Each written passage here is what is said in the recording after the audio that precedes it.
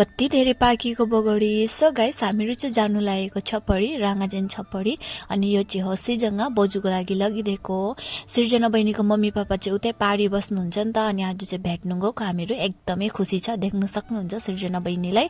अनि स्कुटी त पारी लानु मिल्दैन त्यही भएर स्कुटी यतै राखियो अरे अनि हामीहरू चाहिँ जानु थाल्यौं। यो चाहिँ हो फर्स्ट वाला नदी सुकेर एकदम बालु बालु भइरहेको रहेछ हो। पानी चाहिँ एकदमै कम्ती थियो अनि हामीहरू चाहिँ फर्स्ट वाला नदी पनि पार भइसक्यौं। त्यसपछि यहाँ हेर्नुस् न एकदमै धुलो रहेछ रास्तामा।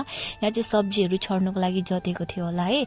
अनि फेरि पुग्यौं हामीहरू चाहिँ सेकेन्ड वाला नदी। यहाँ पनि एकदमै कम्ती पानी थियो अनि हामीलाई त रास्ता थाहा थिएन नि त त्यही भएर यहाँ दाजु लिनु आउनु भएको थियो हामीलाई अनि जानु थाल्यौं। र यहाँ चाहिँ हेर्नुस् न सानो नदी पर पानी चाहिँ एकदमै धेरै। हामीहरू जुन चाहिँ फर्स्टमा दुईटा नदी पार भएर आयौं त्यो नदीहरू चाहिँ एकदमै ठुलो ठुलो थियो पर पानी सुकेर चाहिँ पानी एकदमै कम्ती। तर यहाँ चाहिँ नदी सानो पानी चाहिँ एकदमै धेरै। त्यही भएर हामीहरू चाहिँ नौकामा पार भयौं अनि त्यसपछि हामीहरू चाहिँ यहाँ पुगिसकेको छौं बहिनीको मम्मी पापा बस्ने घरमा। र यता बहिनीले चाहिँ पुरा ढक गर्दैछ। दिदी यहाँ हेर्नुस् न 2026 को नयाँ ढक गर्ने स्टाइल भन्दै देखाउँदै ढक्दै थियो है। अनि यो चाहिँ भयो सिरी माथि उठ्नुको लागि। यहाँ बाजे बजुहरू सबै यही माथि उठेर सुत्नु हुँदै रहेछ हो। अनि यतातिर छ ग्वाली घरहरू, यतातिर भयो गाई बाख्राहरू बस्ने। अनि यो चाहिँ भयो लौका हेर्नुस् न एकदमै धेरै फलिरहेको रहेछ।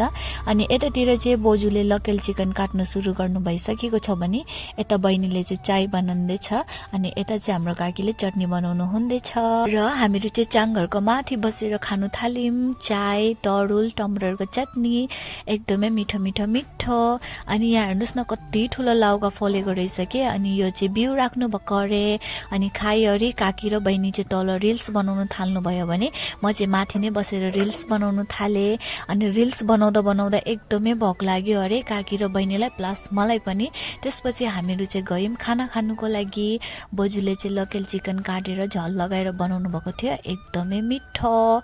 अनि त्यसपछि बर्तन धुने पानी थिएन नि त अनि पानी लिनु गयौं हामीहरू चाहिँ। यसलाई चाहिँ हामीहरू दमकल भन्छौं अनि तपाईहरुले चाहिँ के भन्नुहुन्छ भन्नुहोस् है त।